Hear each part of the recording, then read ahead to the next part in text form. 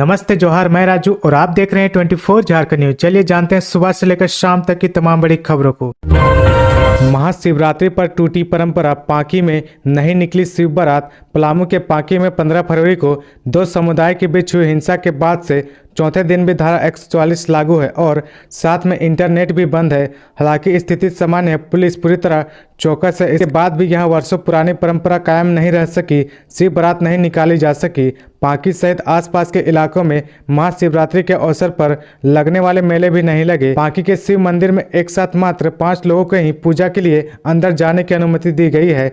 महाशिवरात्रि के अवसर पर लगभग नहीं के बराबर श्रद्धालु मंदिर पहुंचे।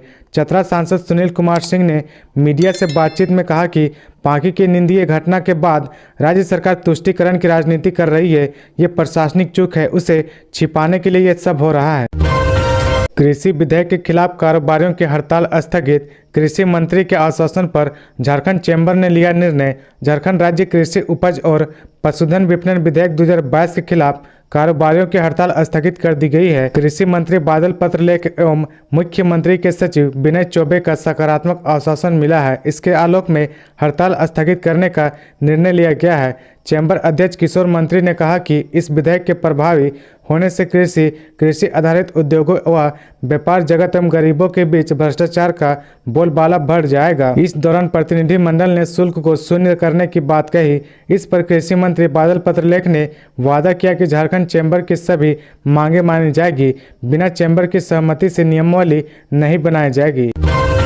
देवघर एयरपोर्ट पर 16 लाख रुपए के साथ युवक हिरासत में, आयकर टीम करेगी जांच। देवघर एयरपोर्ट के रास्ते दिल्ली जा रहे युवक को 16 लाख रुपए से भरे बैग के साथ कुंडा पुलिस ने देवघर एयरपोर्ट से हिरासत में लिया है। हिरासत में लिया गया युवक सोहेल अख्तर दुमका जिले के शिकारीपाड़ा का रहने वाला है। स्कैनिंग मशीन के जांच के क्रम में पुलिस ने रोक दिया और पैसे की बरामदगी के बारे में पूछताछ की जा रही है। विधायक ठुल्लू महतो के निर्वाचन मामले में गवाही दर्ज, 3 मार्च को होगी अगली सुनवाई।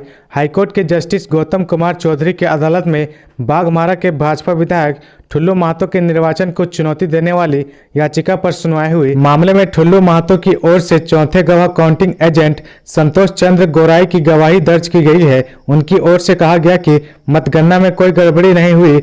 गवाह का प्रति परीक्षण प्रार्थी जलेश्वर महतो के अधिवक्ता अरविंद लाल ने किया है। प्रति परीक्षण में गवाह ने कहा कि बूथ संख्या 266 में मशीन खराब थी, इसीलिए मतगणना नहीं हुई।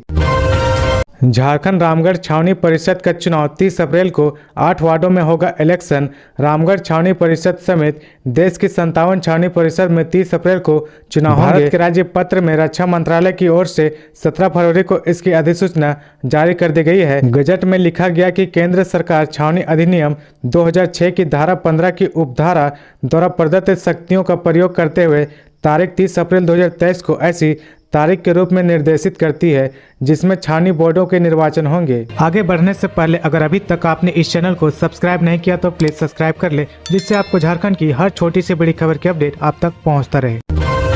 कई नेताओं ने कृषि बाजार शुल्क पर पुनर्विचार के लिए सीएम को सौंपा ज्ञापन। झारखंड के सीएम हेमंत सोरेन से शनिवार को झारखंड मुक्ति मोर्चा के वरिष्ठ नेता व राज्य समन्वय समिति के सदस्य विनोद कुमार पांडे, फागू बेसरा एवं भारतीय राष्ट्रीय कांग्रेस के प्रदेश अध्यक्ष राजेश ठाकुर व महानगर कांग्रेस अध्यक्ष कुमार राजा ने मुलाकात की और झारखंड राज्य कृषि उपज और पशुधन विपणन विधेयक 2022 को लेकर ज्ञापन सौंपा। ज्ञापन के माध्यम से उन्होंने मुख्यमंत्री से बाजार शुल्क से संबंधित विधेयक में 2% टैक्स के अधिरोपण पर पुनर्विचार करने का आग्रह किया। उन्होंने मुख्यमंत्री को बताया कि केंद्र सरकार के जीएसटी इत्यादि में वृद्धि जैसी जन विरोधी नीतियों के कारण पूर्व से ही राज्य और देश की जनता महंगाई से त्रस्त है।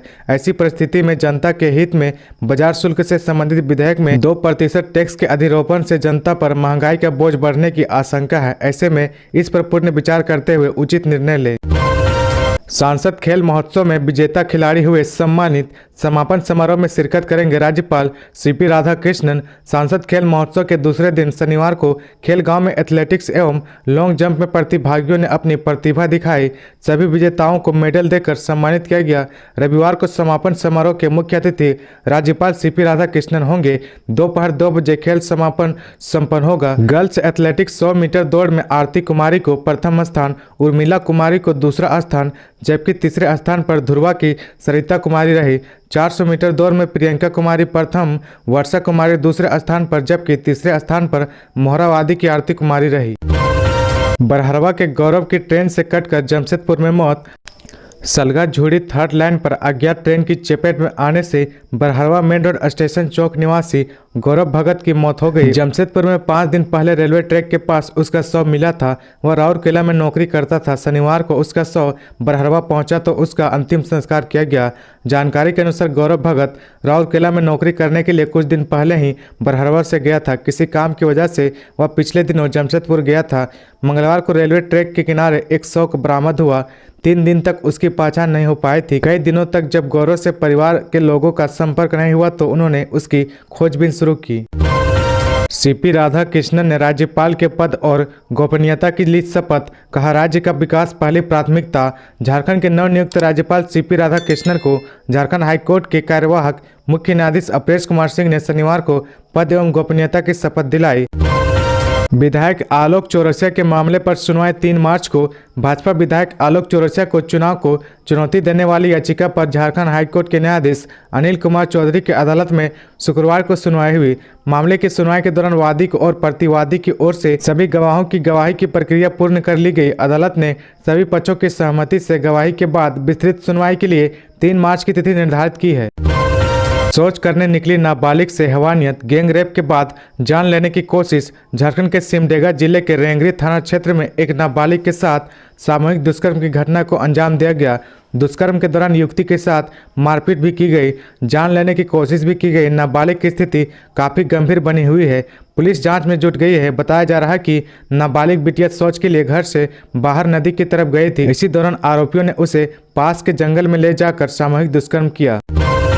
जमशेदपुर में बन रही आग बुझाने व धूल से बचाने वाली गाड़ी 21 फरवरी को भारत सरकार करेगी सम्मानित। औद्योगिक क्षेत्र में सिर्फ विभिन्न प्रकार के कल पुर्जे व अन्य वस्तुओं का उत्पादन ही नहीं होता, बल्कि यहां देश व पर्यावरण के लिए लाभकारी नई तकनीक को भी खोजा जा रहा है। इस दिशा में सृजनशीलता व नवाचार के लिए फेज संख्या 2 स्थित सहजानंद ऑटोमेक प्राइवेट लिमिटेड को ऑल इंडिया मैनेजमेंट अवार्ड के लिए चुना गया है। इस संबंध में कंपनी के संस्थापक प्रबंधक निर्देशक राजेश सूर्यकांत चावाड़ा, संयुक्त निर्देशक किशन सोनथलिया ने बताया कि उनकी मल्टी यूटिलिटी व्हीकल तैयार करने वाली कंपनी को MSME क्षेत्र में क्रिएटिविटी एंड इनोवेशन के लिए पहले स्थान पर चुना गया है। AIMA doctor JS Juneja award के रूप में 81,000 रुपये नगद व प्रमाण पत्र प्राप्त होगा। तो ये थी आज की झारखंड की टॉप बड़ी खबरें। इसी तरह झारखंड की हर छोटी सी बड़ी खबर देखने के लिए आप हमारे चैनल 24 झारखंड न्यूज को सब्सक्राइब करके बेल आइकन प्रेस कर ले, जिससे आपको झारखंड की हर छोटी सी बड़ी खबर की अपडेट आप तक पहुंचता रहे।